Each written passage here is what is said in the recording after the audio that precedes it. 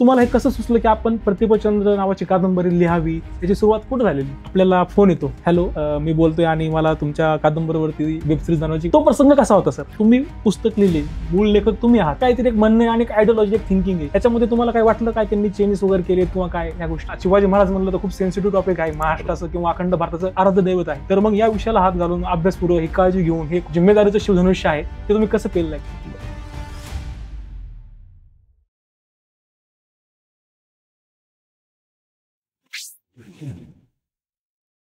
वेरूळच्या रहस्यमयी जीवनाशी, छत्रपती शिवाजी महाराजांच्या इतिहासाशी आणि विजयनगरच्या वैभवशाली साम्राज्याशी या सर्वांची एकत्रित सांगड घालून एका गुप्त खजिन्याच्या शोधात. आणि आपल्याला सर्वांनाच माहित आहे छत्रपती शिवाजी महाराजांचं 32 मानांचं सिंहासन होतं.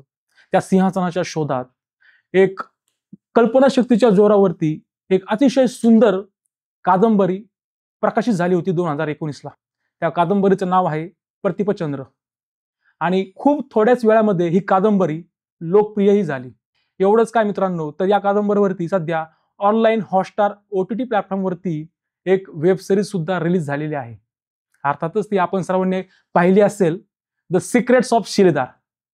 आदित्य सरपोतदार सर दिग्दर्शित ही वेब सिरीज आपण पाहत आहोत, सध्या अवेलेबल आहे. खरं तर ही वेब सिरीज प्रतिपचंद्र याच कादंबरीवरती आधारित आहे. जेव्हा मित्रांनो आपण प्रतिपचंद्र हा शब्द ऐकतो, आपल्या कानांना पडतो, तेव्हा नक्कीच कुठेतरी वाटतं अरे अरे प्रतिपचंद्र शब्दाची आणि आपली काहीतरी एक नाळ जोडलेलं आहे. अर्थातच हा शब्द महाराष्ट्रातल्या मातीमधून निर्माण झालेला आहे. प्रतिपचंद्रची नाळ ही महाराष्ट्राच्या मातीशी आहे. आणि जेव्हा प्रतिपचंद्र म्हणतो तेव्हा नक्कीच कुठेतरी महाराष्ट्राच्या मातीतील शिवाजी महाराजांचा इतिहास आपल्याला आठवायला लागतो, नकळतपणे आपल्या डोळ्यासमोरून जातो. आणि मित्रांनो, कुठलीही कलाकृती असो, छत्रपती शिवाजी महाराजांचा इतिहास असो किंवा इतिहासामधील अनेक वेगवेगळ्या गोष्टी असो, त्या इतिहासाच्या निगडीत कुठलीही कलाकृती निर्माण करायची असेल, गाणं असेल, नाटक असेल, सिनेमा असेल किंवा साधं पुस्तक लिहिणं सुद्धा असेल, तो कुठलीही कलाकृती निर्माण करायची असेल तरी खूप हे जिम्मेदारीचं काम असतं. कारण की लोक खूप सेन्सिटिव्ह आहेत. कारण की छत्रपती शिवाजी महाराज फक्त महाराष्ट्राचेच नाही तर अखंड भारताचे आराध्य दैवत आहेत. त्यामुळे या विषयाला घेऊन कलाकृती निर्माण करणं हे खूपच जोखमीचं शिवधनुष्य आहे मित्रांनो. तर हे शिवधनुष्य पेललेलं आहे आपल्या आजच्या गेस्टने. खरं तर मित्रांनो, आपले आजचे लेखक हे आधी डॉक्टर आहेत, प्रोफेशनल बाय ते डॉक्टर आहेत आणि पॅशन बाय ते लेखक आहेत. तर मित्रांनो, म्हणजे कल्पनाशक्तीच्या जोरावरती आपण काय करू शकतो? अर्थातच म्हणजे ऐतिहासिक मुद्दा धरून तो कल्पनाशक्तीची जोड घालून, सांगड घालून एक व्यवस्थित प्रवास वर्णन करून चांगल्या प्रकारे एक स्टोरी बनवणं ही खूपच एक अद्भुत गोष्ट आहे. पण कल्पनाशक्तीच्या जोरावरती ज्यावेळेस आपण लिखाण करत असतो त्यावेळेस ते कदाचित इझी असेल, पण जेव्हा तुम्ही त्याचा टच, रेफरन्स इतिहासाशी जोडता तेव्हा हे काम रिसर्चचं असतं, अभ्यासाचं असतं आणि खूप मेहनतीचं असतं. तर मित्रांनो, प्रतिपचंद्र ही कादंबरी कशा प्रकारे लिहिली, कशी लिहिली, त्याची सुरुवात कशी झाली, आपण ह्या सर्व गोष्टी आजच्या पॉडकास्टमध्ये आपण डिस्कस करणार आहोत. नमस्कार मित्रांनो, मी द मयूर साळवे स्वागत करतो तुमचं TMS थिंग्स मध्ये. मित्रांनो, तुम्हाला तर माहितीच आहे TMS थिंग्स मध्ये आपण एक्सप्लोरिंग ह्युमन बीइंग या कन्सेप्ट वरती काम करत आहोत. अर्थातच आपण माणूस शोधत आहोत, माणसातला माणूस पण शोधण्याचा आपण प्रयत्न करत आहोत. तर मित्रांनो, आपल्या आजच्या पॉडकास्टचे guest special human being. So ladies and gentleman, please welcome on the show doctor and writer Prakash Kode sir. सर्वात प्रथम तुमचं स्वागत आपल्या शो मध्ये. नमस्कार. नमस्कार सर. सर्वात प्रथम मला सुरुवात करायला आवडेल, तुम्ही तुमचं पहिलंच पुस्तक कादंबरी लिहिली प्रतिपचंद्र. जेव्हा प्रतिपचंद्र हा शब्द येतो तेव्हा तो नकळतपणे आपल्या सबकॉन्शियस माइंडमध्ये कळून जातं की अरे हा शब्दाचा अर्थ महाराष्ट्रातल्या मातीशी निगडीत आहे. आणि जेव्हा आपण ते पाहायला जातो तेव्हा आपल्याला शिवाजी महाराजांचा इतिहास डोळ्यासमोर अलगद येऊन जातो. तर तुम्हाला हे कसं सुचलं की आपण प्रतिपचंद्र नावाची कादंबरी लिहावी? याची सुरुवात कुठे झालेली? बघ, कादंबरीची जी सुरुवात आहे, म्हणजे आयुष्यामध्ये एक टार्गेट होतं की आयुष्यात मी जे काही सगळ्यात पहिल्यांदा लिहिल, पहिली जी कादंबरी असेल, पहिलं पुस्तक जे कोणतं असेल ते छत्रपती शिवाजी महाराजांशी संबंधित असावं. आणि मग त्या दृष्टिकोनातून डोक्यामध्ये बरेचसे थॉट होते, बरेच विचार होते की काय लिहायचं, कशा पद्धतीने लिहायचं. पण एक होतं की छत्रपती शिवाजी महाराज आणि त्यांचं सिंहासन हा एक सहज डोक्यामध्ये विचार आला. आणि आपण म्हटलं, विचार केला की आपण या विषयावर काहीतरी लिहूया. सुरुवातीला अगदी 50 पान 60-70 पानांचा विषय म्हणजे डोक्यामध्ये होता.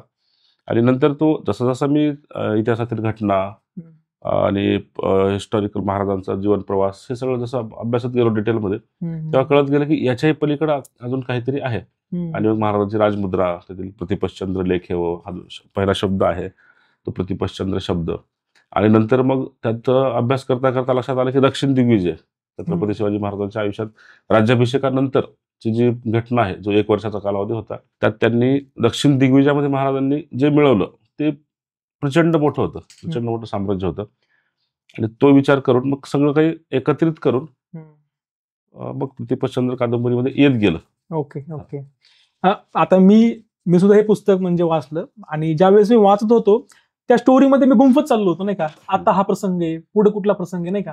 तर याच्यामध्ये वेगवेगळ्या ठिकाणचा प्रवास दाखवलेला आहे, मध्येच पाऊस पडतोय वगैरे, प्रवास चालू होतो, ह्या गोष्टी आहेत. तर तुम्ही वेगवेगळ्या टप्प्यांचे, जसं की आपण म्हणतो की मुंबईमध्ये देश हे आहे म्युझियम, त्याच्यामध्ये ते आजोबांचं घड्याळ वगैरे आहे. तर हे सगळे धागेदोरे तुम्ही कसे सुचवले, कारण की ऐतिहासिक गोष्ट आहे, खूप जिम्मेदारीचं काम असतं, की शिवाजी महाराज म्हणलं तर खूप सेन्सिटिव्ह टॉपिक आहे, महाराष्ट्राचं किंवा अखंड भारताचं आराध्य दैवत आहे. तर मग या विषयाला हात घालून अभ्यासपूर्वक ही काळजी घेऊन हे खूप म्हणजे एक जिम्मेदारीचं शिवधनुष्य आहे, ते तुम्ही कसं पेललंय? कहाणीमध्ये ही जी प्रतिपश्चंद्र ही कादंबरी आहे, ही इतिहासातील काही घटना, काही धागे पकडून त्याभोवती मी कादंबरीत लिहिलेले की हे फार कठीण होतं की एक एक धागा पकडून एक प्रकारचं ते मखमली वस्त्र तयार करतोय मी. आणि छत्रपती शिवाजी महाराज आहेत, तिथे तुमच्या महाराजांबद्दल काही लिहिलं तर तिथे कल्पकतेला थारा नसतो. जे आहे ते तुम्हाला संदर्भासहित लिहिणं आहे, चुकलं नाही पाहिजे. कोर्स ते आपली आणि प्रत्येक व्यक्तीची जबाबदारीच आहे ती. तर ते लिखाण करते वेळेस काही गोष्टी अशा होत्या की मला मूळ इतिहासाला, मूळ जो गाभा आहे तिथं धक्का नव्हता लावायचा. जसं की आता खलबतखाना आहे, बरोबर, मी कादंबरीमध्ये खलबतखान्याभोवती काही कल्पना नसल्या पण मूळ खलबतखाना आहे. विजयनगर साम्राज्य, हम्पीचा जो इतिहास आहे तो आहेच तो. हम्पीवर जे आक्रमण झाले, हम्पी जगातलं एकेकाळीतलं सगळ्यात श्रीमंत राज्य होतं, श्रीमंत शहर होतं त्या काळातलं, ते होतं. त्याभोवती मग मी काही माझी नंतर कल्पना रचलेली आहे. म्हणजे पूर्णच काल्पनिक नाही, आपण याला हिस्टॉरिकल फिक्शन म्हणू शकतो. बरोबर. आणि 2019ला प्रथमच प्रकाशित झालं पुस्तक, आणि खूप कमी वेळेमध्ये लोकप्रियही झालं. ओके. आणि एक दिवस रॅन्डम येतो आणि आपल्याला फोन येतो, हॅलो, मी बोलतोय आणि मला तुमच्या कादंबरीवरती वेब सिरीज बनवायची किंवा चित्रपट बनवायची. तो प्रसंग कसा होता सर?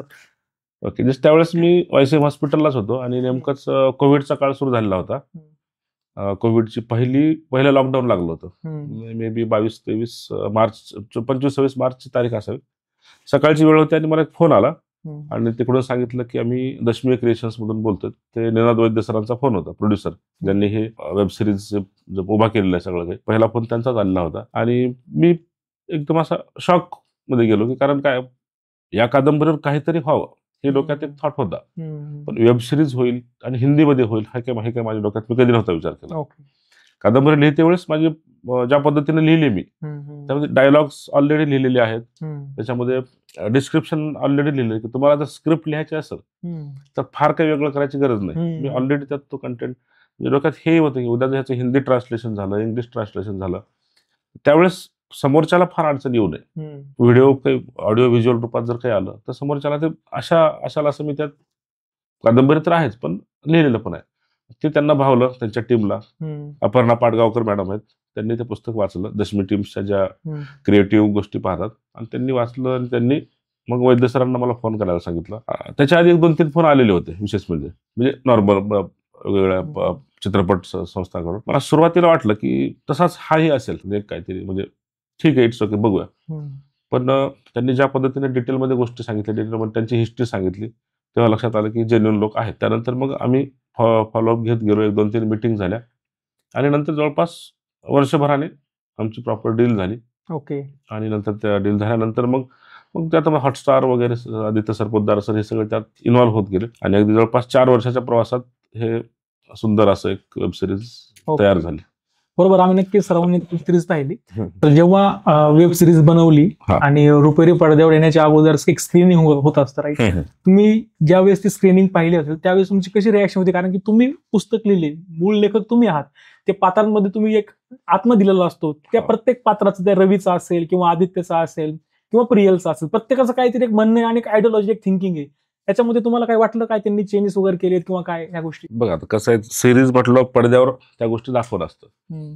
कादंबरीमध्ये मी लिहितोय की रविकुमार त्या जहाजावर उभा आहे आणि तो विचार करतोय की मी इथपर्यंत का आलो, इतक्या लोकांना मध्ये ओढण्यात आलं, त्या कहाणीचा शेवट कसा असेल तो विचार करत बसतोय, त्याला आजोबांची आठवण येते. फक्त त्या थॉटचे विचार करण्याचे 4 पानं आहेत. ते पडद्यावर तुम्ही दाखवू शकत नाही. जे माझे कट्टर फॅन आहेत, वाचकाचे एकदम असे जीवाभावाचे माझे मित्रमंडळी वाचक आहेत, त्यांना बऱ्याचशा गोष्टी वेबसिरीज मधल्या नाही आवडलेल्या. कारण काय त्यात मी ज्या पद्धतीने डिस्क्रिप्शन केलंय, मी ज्या पद्धतीने कॅरेक्टर उभा केले, तर ते वाचक, ते फॅन लोक सगळे त्या कॅरेक्टरशी जुळून आले. पण ऑडिओ व्हिज्युअलच्या किंवा पडद्यावरच्या मर्यादा वेगळ्या असतात. आपण जे आशाला असं लिहिलं ते लिहू शकत नाही. बरोबर. काही दुसरे त्याला काही बरेच कारणं असतील, पण ऑफकोर्स त्यांनी सिरीजमध्ये बऱ्यापैकी बदल केले आहेत. म्हणजे स्टोरी लाईन प्रतिपतचंद्रची आहे, स्टोरी लाईन प्रतिपतचंद्र आहे. त्यातील जे कॅरेक्टर आहेत ते पण त्यांनी अगदी नावासकट घेतलेले आहेत. रविकुमार आहे, प्रियल आहे, प्रशिक कॅरेक्टर आहे, काही थोडेफार चेंज केले आहेत. पण त्यांना त्यांच्या गरजेनुसार, त्यांच्या मर्यादेनुसार त्यांनी बनवलेलं आहे.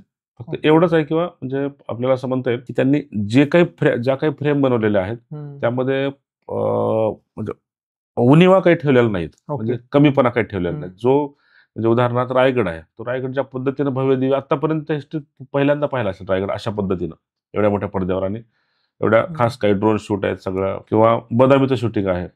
वेरूळचा जो पार्ट आहे कादंबरीतला प्रतिपतचंद्र मधला, तो बऱ्याच जणांची नाराजी आहे की वेरूळ का नाही घेतलं, किंवा आम्ही पूर्ण कादंबरीच्या वरच जो हे आहे कव्हर पेज आहे त्याच्यावरच वेरूळच्या 4 सिंहाचा आहे, म्हणजे कादंबरीचा गाभाच वेरूळ आहे. तर मग वेरूळ का नाही घेतलं, तर ऍक्च्युली वेरूळला शूटिंगला परमिशन नाही मिळाली.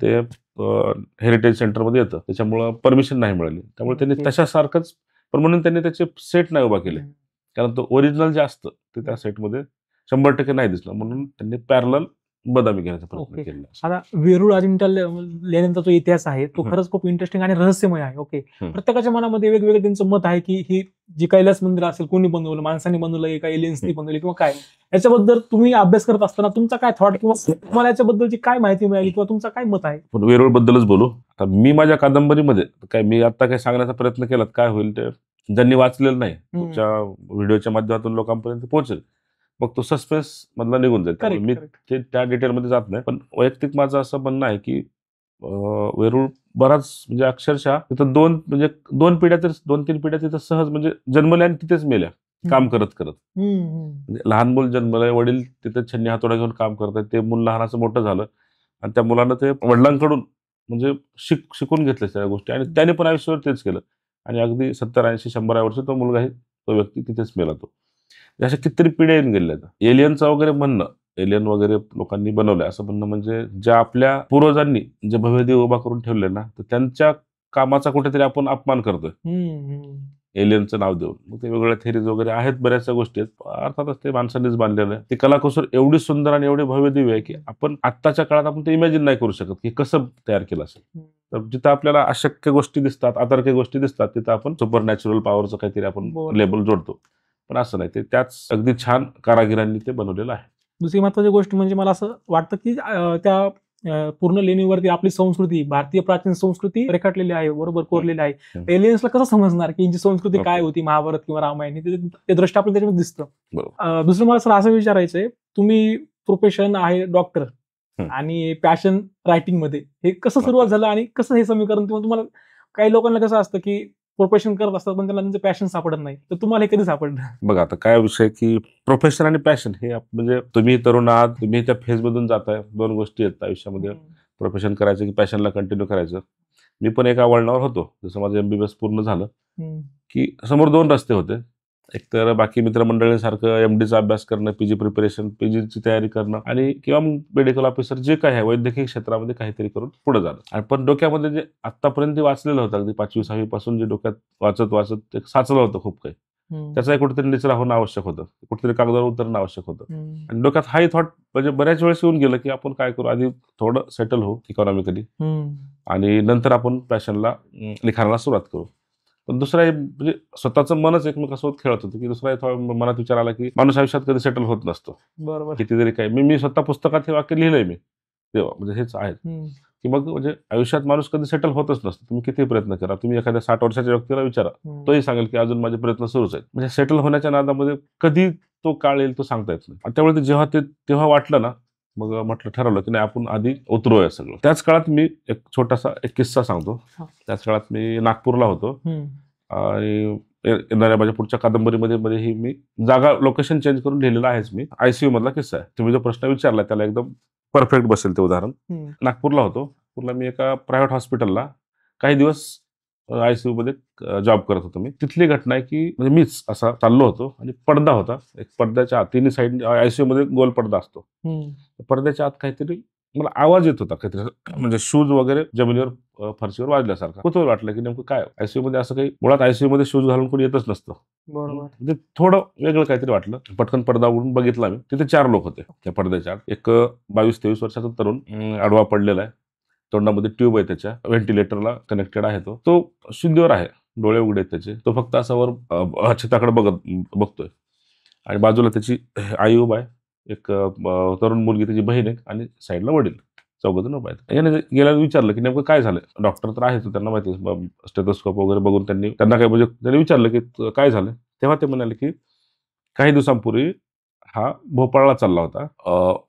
कॅबने जात असताना कॅबचा ऍक्सिडेंट झाला. लवकर जायचं होतं एअरपोर्टला. ते काहीतरी फास्ट कॅब असते ना, त्या जाते वेळेस अपघात झाला. ड्रायव्हरची डेथ झाली जागेवर आणि याचा ऍक्सिडेंट झाला, डोक्याला मार लागला.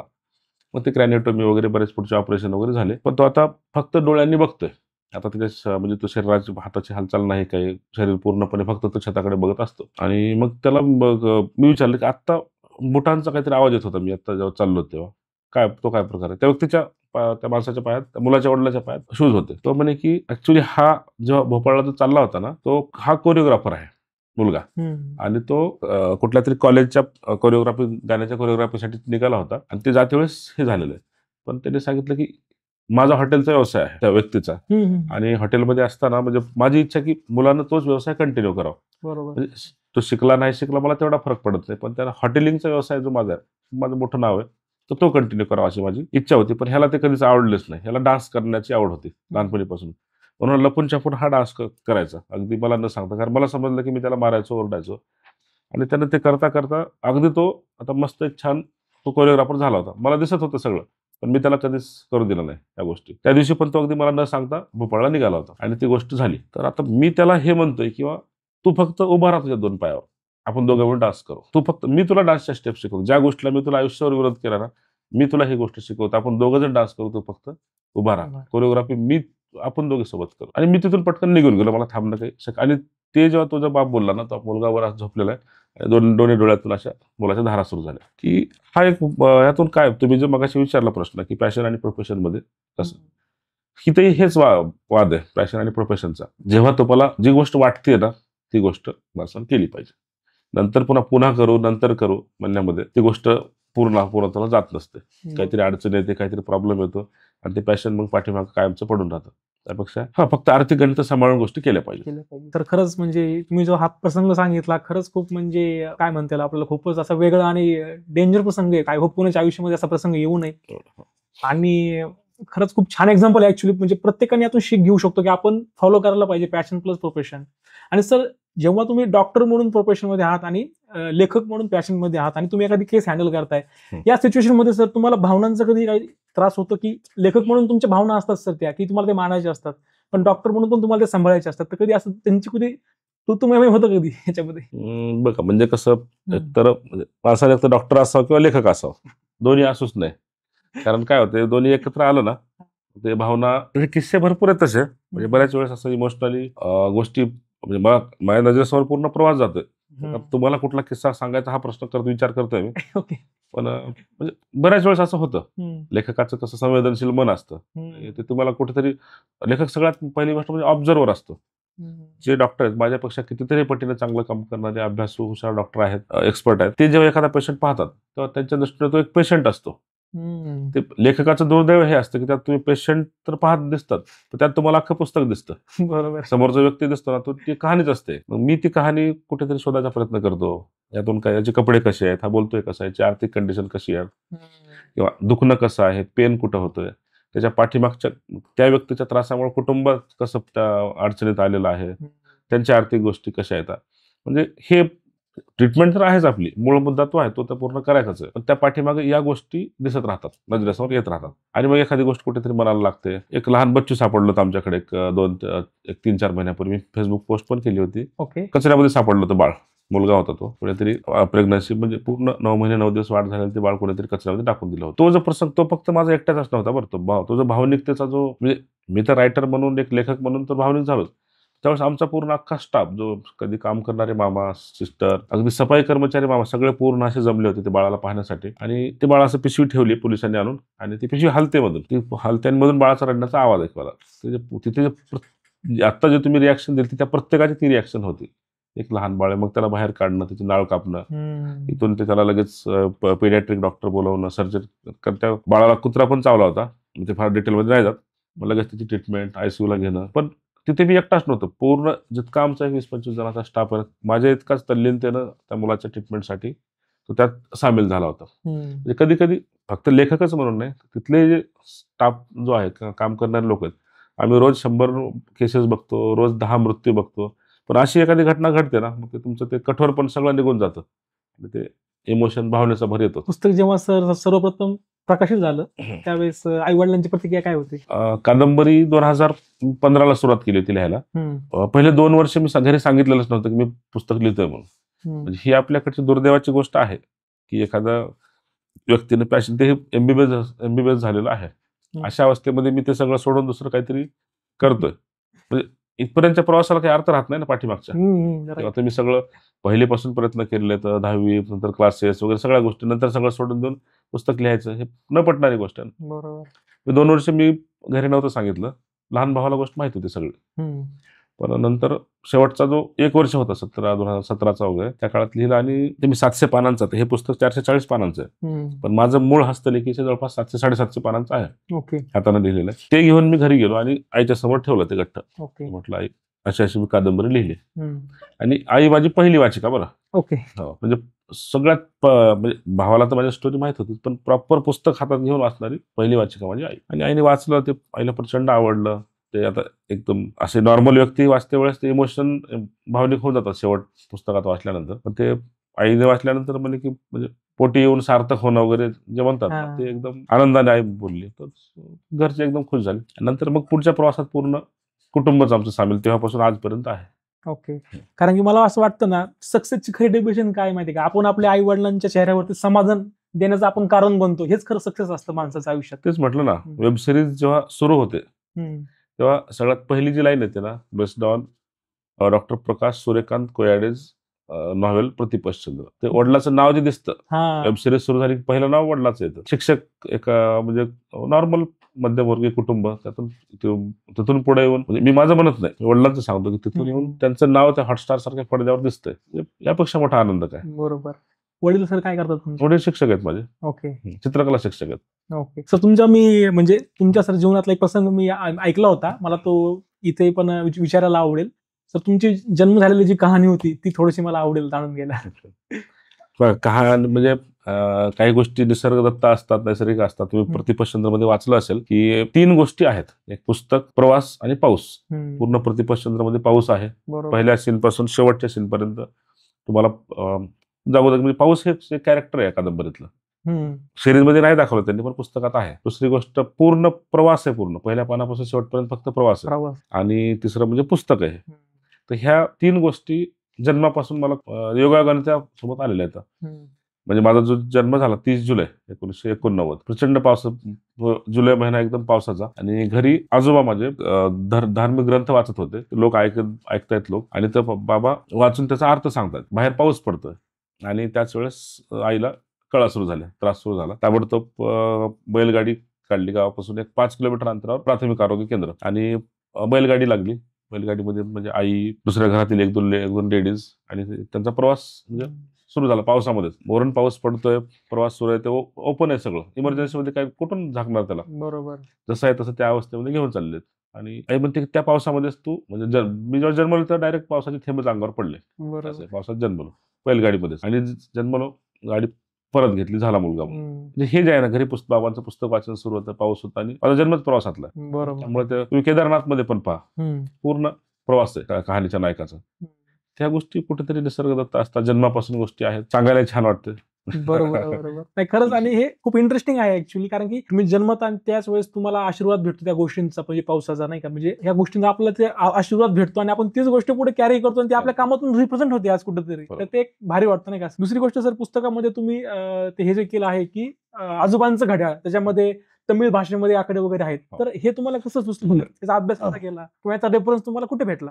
मग कादंबरी लिहित असताना यांचा एक प्रवास सुरू आहे मुंबईच्या दिशेनं. हे जाता येतं, म्हणजे रविकुमार, प्रियल आणि आदित्य तिघांचा प्रवास सुरू आहे. त्या प्रवासामध्ये तो घड्याळाबद्दल महत्व सांगतो, वॉचबद्दल. तो तिला सांगतो की म्हणजे घड्याळाकडे पाहताना आपण नेहमी चेहऱ्यावर स्मित असलं पाहिजे, हसलं पाहिजे, कारण ही इथली टिकटिक जी सुरू आहे ती म्हणजे आपलं आयुष्य. एका क्षणाक्षणाला सेकंदानं आयुष्य आपलं पाठीमागं पडत चाललंय, आपण जिवंत आहोत या क्षणी. म्हणून असं एक फिलॉसॉफिकल तिथं लिहिलं होतं. म्हणजे घड्याळाचा उल्लेख मला अशा पद्धतीने घ्यायचा होता. मग काहीतरी वेगळं काहीतरी असावं, नवीन काहीतरी, जरा थोडं वेगळं घड्याळ असावं. मी वॉच पाहायला सुरुवात केली इंटरनेटवर. काही म्हणजे मला प्रत्यक्ष, म्हणजे आता हा कहाणीचा नायक आहे रविकुमार, हा आपण नॉर्मली डाव्या हातात घड्याळ घालतो, बरोबर, उजव्या हातात घड्याळ घालत असतो. ओके. त्याचे कारण त्याचे आजोबा घालायचे तसे. आणि म्हणजे असं वेगळं काहीतरी आहे. मग ते घड्याळ नॉर्मल घड्याळ नसावं, काहीतरी वेगळं असावं. मग वॉच कशा कशा असतात त्याचा शोध घ्यायला सुरुवात केली. त्यात मला सापडलं की 8 डे क्लॉक नावाचं एक घड्याळ आहे, किंवा ग्रँड फादर्स क्लॉक ज्याला म्हणतात. म्हणजे युरोपमध्ये 300-350 वर्षापूर्वी ती घड्याळ बनायची.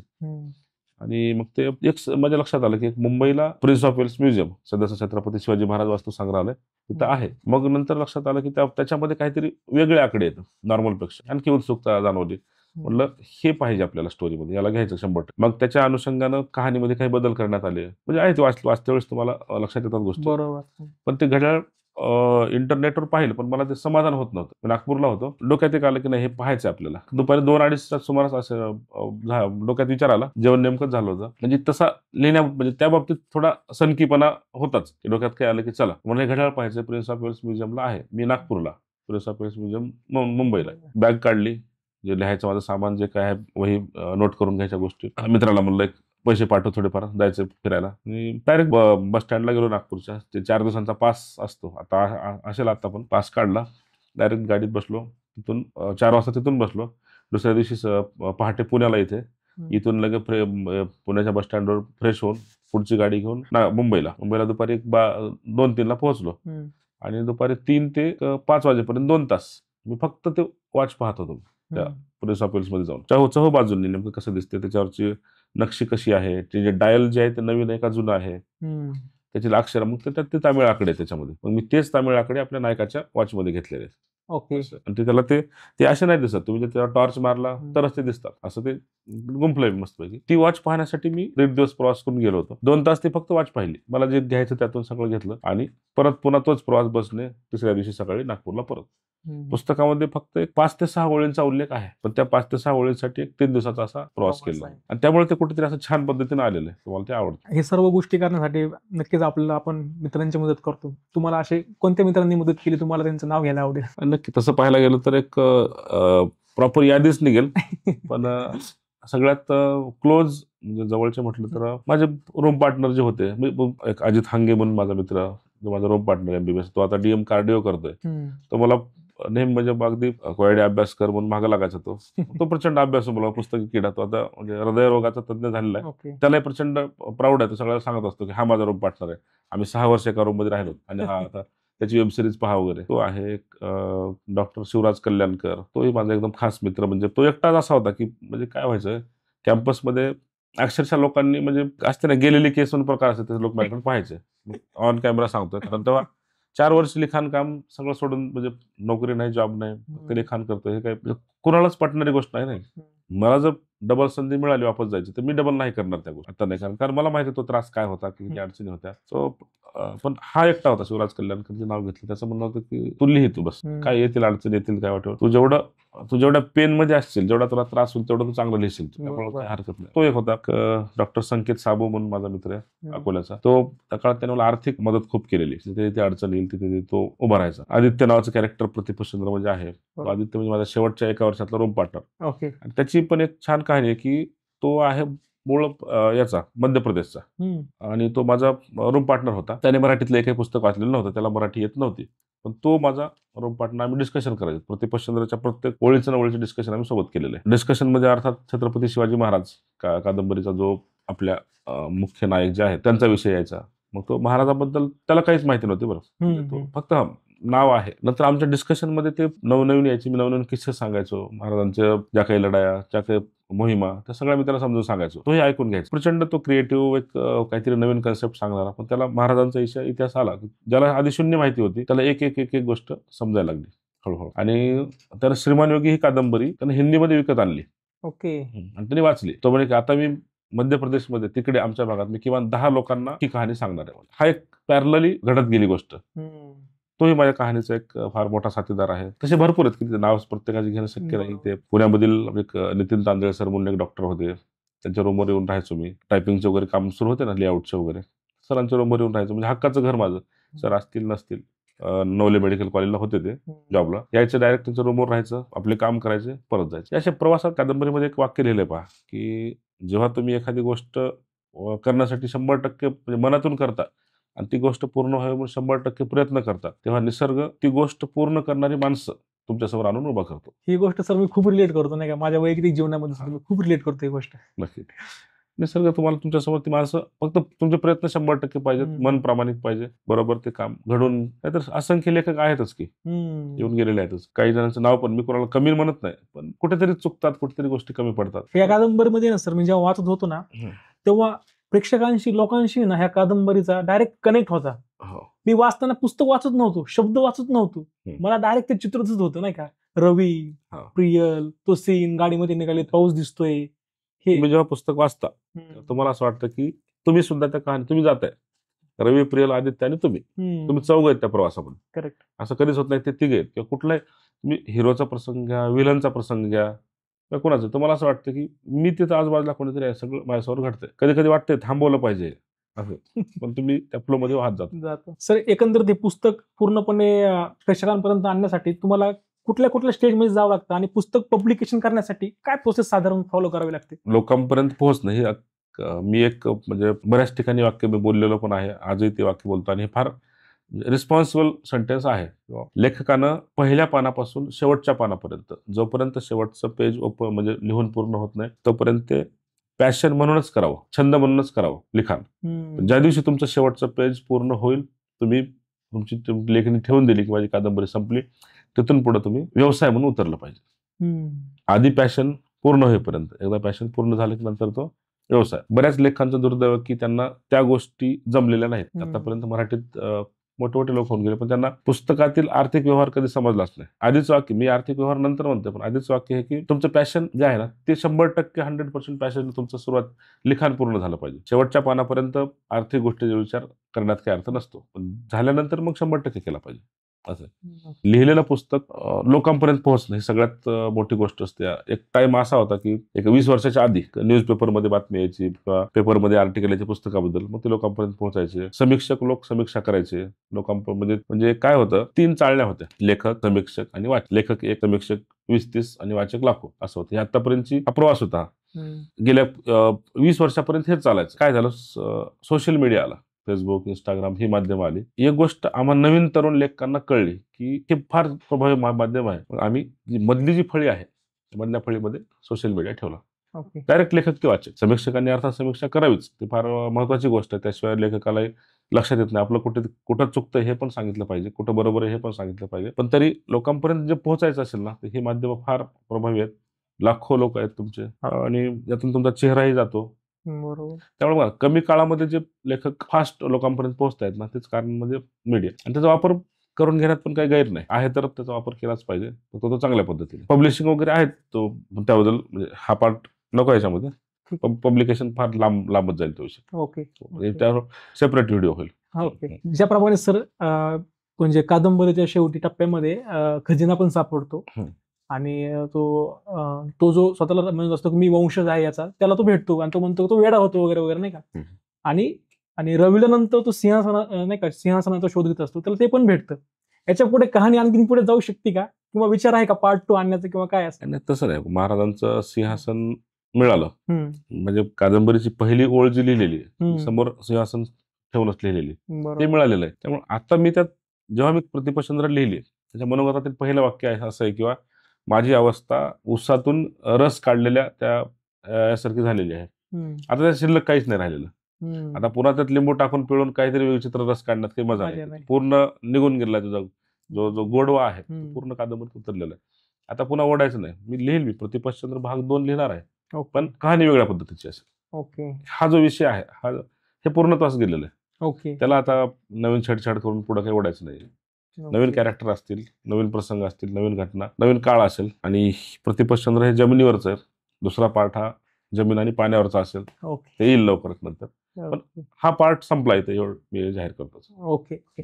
दुसरी गोष्ट सर, जेव्हा चित्रीकरण चालू होतं तेव्हा तुम्हाला सुद्धा सेटवरती बोलवलं होतं काय रेफरन्ससाठी वगैरे, तर तो तुमचा अनुभव कसा होता? कलाकारांशी तुम्ही इंटरॅक्शन झाला असेल, तो तुमचा कसा अनुभव होता? हा, तसं ज्यावेळेस फर्स्ट टाइम मी जेव्हा शूट म्हणजे प्लेसवर गेलो होतो, सगळ्यात पहिल्यांदा त्यावर मी लिहिलं होतं की व्हॅनिटी व्हॅन्स सगळ्या कलाकारांच्या उभ्या होत्या आणि एक व्यक्ती माझ्यासोबत दिला होता स्पेशल, जे काही लागेल कमी जास्त गोष्टी चहा पाण्यासाठी वगैरे. एका व्यक्तीकडे काम होतं की सगळ्या कलाकारांची भेटी घालून देणं. ओके आणि मग आम्ही राजीव खंडेलवाल, ज्यांनी रवीचं कॅरेक्टर केलेलं आहे, त्यांची भेट होणार होती. तो व्यक्ती मध्ये गेला, ते व्हॅनमध्ये बसले होते, नेमकं शूट संपलं होतं, ते मध्ये बसले होते. एक व्यक्ती मध्ये गेला, त्यांनी सांगितलं की या कहाणीचे लेखक आलेले आहेत, ज्यांच्या नॉव्हेलवर आपण काम करतो, ते रायटर आले. ते एक असे सावरून बसले एकदम, जरा असं जरा रायटर आले म्हणून. आणि मग मी गेलो, मला त्यांनी खुणवलं आणि मी गेलो मध्ये गेलो आणि राजीव खंडेलवालने असं वाकून पाहिलं माझ्या पाठीमागं. ओके म्हणजे लक्षात आला तो मुद्दा. हा त्याला नाही सर मीच आहे म्हटलं, ओके जो लेखक मीच आहे. बऱ्याच जणांना काय वाटतं की कोणतरी रिटायर झालेला 55-60 वर्षाचा, कारण हा आवाका फार मोठा आहे ना तो. मोठा आहे. काही काही लोक असे मला विचारतात की तुम्ही 5-6 जणांनी मिळून पुस्तक लिहिलंय का म्हणून, कारण एकाला लिहिणं शक्य नाही. बरोबर त्यांनाही तोच गैरसमज झाला असो की कोणीतरी हा एवढं पुस्तक हा कसं लिहिलं असं वाटलं असं. त्यांना सांगितलं की सर मीच आहे. काही ठिकाणी तर लोक म्हणजे प्रकाश कावडेंचा मुलगा का म्हणून मला म्हणतात. झालेला आहे, असं किस्सा झालेला आहे की त्यांना काय वाटतं की म्हणजे असं ओल्ड एजचा कोणतरी असेल, त्यांना तो वाटलं. मग नाही, मीच आहे म्हटलं. आम्ही गप्पा मारल्या एकदम, त्यांनी विथ रिस्पेक्ट त्यांनी असं अगदी झुकून हस्तांदोलन केलं. भारी वाटलं त्यांना की तुम्ही या पद्धतीने लिहिलंय. ज्यांनी आपल्या यांचं काम केलेलं आहे, राज्यपालांचं काम केलेलं आहे आपल्या सिरीजमध्ये, साऊथला मोस्टली ते विलनचे काम करतात. ते बोलले की तुम्ही ही कादंबरी लिहिली, तुम्ही ही स्टोरी लिहिली म्हणून आम्हाला याच्यावर काम करायची संधी मिळते, तुम्ही लिहिलं म्हणून आम्ही हे काम करतो. तो एक फार मोठा सन्मान होता. सई तामणकर यांच्याशी भेटलो, त्यांना म्हणजे स्टोरी सगळ्यांना आवडली. प्रत्येकाचं म्हणणं हेच होतं की आमचं नशीब आहे की आम्ही एवढ्या छान कथेवर आम्ही काम करतो. छान अनुभव होता एकदम. ओके. तर तुमच्या आगामी कुठल्या वेगवेगळ्या पुस्तकांवरती लिखाण चालू आहे किंवा कादंबरी येणार तुम्हाला सांगायला आवडेल? बघा, प्रतिपक्षचंद्र तर आता ती अगदी कळसाला पोहोचलेली आहे. लवकरच ही कादंबरी हिंदी आणि इंग्रजीमध्ये आणतोय, अगदी पुढच्या 8 दिवसामध्ये. त्यानंतर केदारनाथ ही कादंबरी पण प्रचंड लोकांना आवडत आहे. केदारनाथ 17 जून. केदारनाथचे जवळपास गेल्या वर्षभरामध्ये 10,000च्या आसपास कॉपी गेलेल्या आहेत. त्याचं हिंदी आणि इंग्रजीचा प्लॅन आहे, पण आधी प्रतिपक्षचंद्र पूर्ण झाल्यानंतर. ओके आता याच्या पुढचा टप्पा म्हणजे सरकारी दवाखाना, म्हणजे पुढची कादंबरी फार छान असणार आहे. कादंबरी म्हणजे गव्हर्नमेंट हॉस्पिटल. तुम्ही ऑल इंडियात कुठेही गेलात, भारताच्या कोणत्याही 2 टोकांना जरी पकडलं आणि कुठलाही सरकारी दवाखाना घेतला तरी प्रसंग तेच असतात, घटना त्याच असतात, फक्त चेहरे बदलतात. प्रत्येकाशी कोरिलेटेड. म्हणजे तुम्ही कधीतरी सरकारी दवाखान्यात गेला असालच, कोणीतरी जन्मलेलं असतं, कोणीतरी मेलेलं असतं, कोणाचा तरी अपघात झालेला असतो, कुठलं तरी डॉक्युमेंट असतं. तुम्हाला म्हणजे सरकारी दवाखाना ही व्यवस्था अशी आहे की तुम्ही त्याच्या तावडीतून सुटत नाहीत. कधी ना कधी तुमचा संबंध आलेला असतो.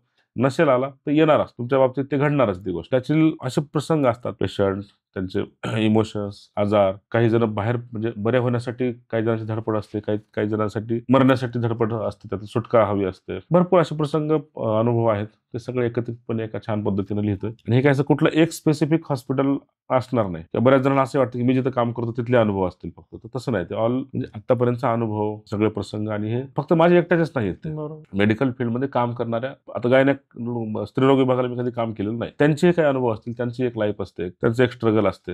हे सगळे आहेत, ते सगळे एकत्रितपणे कहाणीमध्ये घेतोय आणि नक्कीच फार आवडेल तुम्हाला. छान एकदम. आता सर तुम्ही ज्या पद्धतीने वर्णन केलं ना, त्यावरून मी एक थोडा अंदाज बांधू शकतो की मला असं वाटतं ज्या प्रकारे सर तुम्ही या कादंबरीमध्ये सांगितलंय की रायगड बोलतोय, नाही का, तसंच तुमचं कदाचित असं असू शकतं, आय डोंट नो, की सरकार दवाखाना बोलतोय, काहीतरी म्हणणं मांडतोय, इथं लोक कसे येतात, काय येतात, कहाणी पेशंटचं म्हणणं काय. पहिलं एक पान ह्याच आहे. ओके.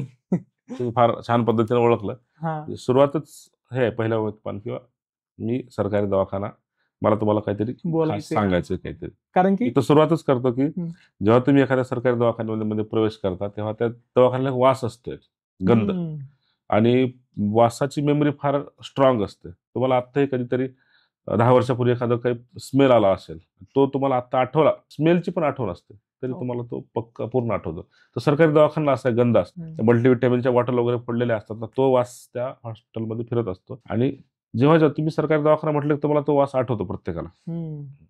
म्हणजे तो सरकारी दवाखाना सांगतो की माझी सुरुवात अशी आहे माझ्या कहाणीची. पण ह्या भिंतींना जरी कान दिसत नसतील, त्यांनी भिंतींनी प्रचंड गोष्टी पाहिलेल्या आहेत, प्रचंड आवाज ऐकलेले आहेत, लोकांचं लहान बाळ रडताना, जन्मल्यानंतर रडताना ऐकलेलं आहे, त्याला रडताना बघून आई वडताना हसतानाही ऐकलेलं आहे. पण याच बिल्डिंगमध्ये किती असंख्य लोकांना मरतानाही तो जो टाहो फुटतो तो पण ऐकलेला आहे. तर ते सगळं जे अनुभव आहेत ते मला माझ्या इथले भिंतीचे जे पापुद्रे जे पडलेले दिसत आहेत तुम्हाला, तर प्रत्येक पापुद्रेच्या पाठीमागे कहाणी आहे. कुणीतरी तर डोकं आपटून रडलेलं आहे भिंतीवर, ती कहाणी मला तुम्हाला सांगायची. सरकारी दवाखाना स्वतः सांगतो. बरोबर. तर नक्कीच आम्हाला उत्सुकता आहे पुस्तकाची, आम्ही वाट पाहू. सर धन्यवाद, तुम्ही वेळ दिला आज आमच्या एपिसोडसाठी.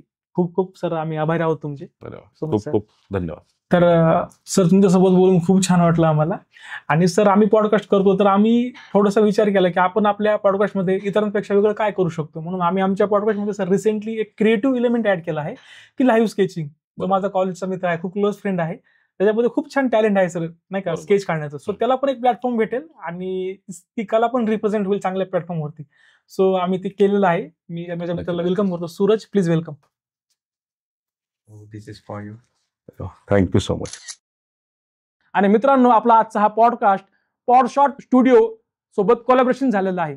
तर मित्रांनो, या स्टुडिओमध्ये आपण तुमच्या काही प्रोफेशनल ऍड असतील, ऍड शूट करू शकता, किंवा प्रोफेशनल बिझनेसचे तुमचे काही पॉडकास्ट असतील, तेही पॉडकास्ट तुम्ही या ठिकाणी स्टुडिओमध्ये तुम्ही शूट करू शकता.